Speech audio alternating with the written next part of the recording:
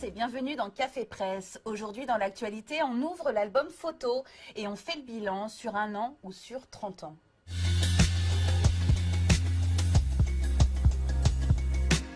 En cette semaine anniversaire, les unes de nos journaux regardent dans le rétro. Il y a un an, la France découvrait le confinement, titre le Courrier Picard. De son côté, l'Union ouvre l'album photo d'une folle année, tandis que pour le Parisien, un an après, on ne s'en sort toujours pas.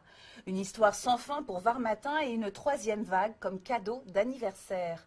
En ce début d'année 2 après Covid, le bilan pèse lourd, qu'il soit humain, économique ou psychologique. Entre les variants et la suspension du vaccin AstraZeneca alors que la campagne vaccinale en France semblait enfin lancée, il y a de quoi s'inquiéter. Vaccin, confinement, Macron sous pression, affiche le Figaro, tandis que pour Libération, le maître du temps a perdu. Le pari du président de ne pas reconfiner paraît à ce stade de moins en moins tenable, sévère à l'égard du chef de l'État. Dov Alphonse s'interroge, où a disparu le plus jeune président de l'histoire, sa fougue, son ambition, son idée de la France? Et où va-t-il aujourd'hui? Où mène-t-il son pays? Personne de sérieux ne saurait le dire. Pour Guillaume Tabar du Figaro, s'il ne veut pas, je cite, que les Français ne basculent dans le désespoir d'un jour sans fin, il doit certes prendre des mesures d'urgence immédiates, mais aussi baliser d'ores et déjà un chemin de réouverture. Deux exigences aussi nécessaires que contradictoires et qui appellent, selon Tabar, une nouvelle expression présidentielle.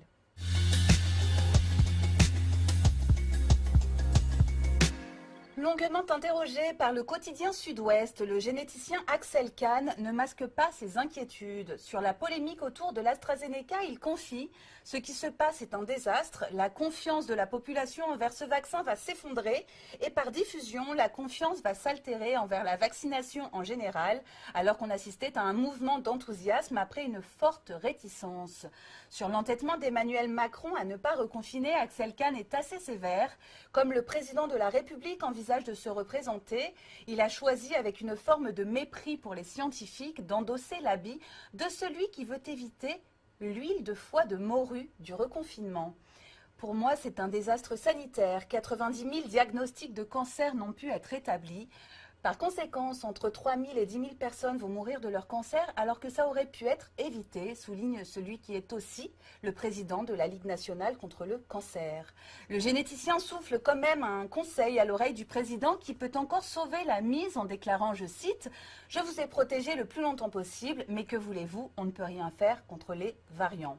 On s'attend donc à ce qu'Emmanuel Macron, au pied du mur, prenne de nouvelles mesures en Île-de-France. Jean Castex a reconnu mardi soir qu'un reconfinement était désormais une option envisageable. Pour le reste, le mal est fait.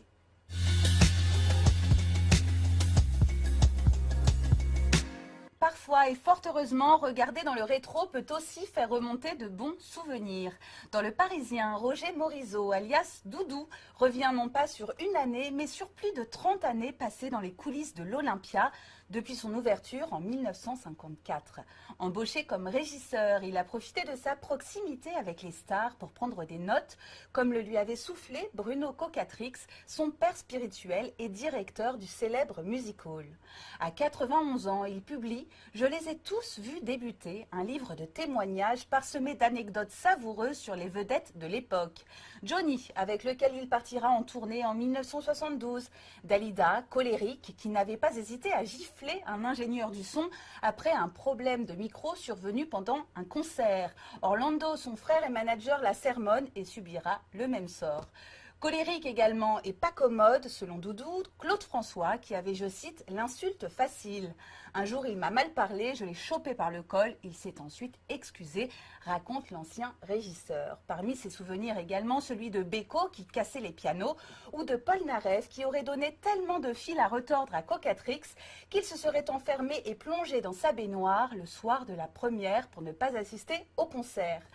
Un livre hommage à des vedettes disparues et à un monde d'avant disparu également depuis maintenant un an et qui nous manque tant. Bonne journée à tous et à demain.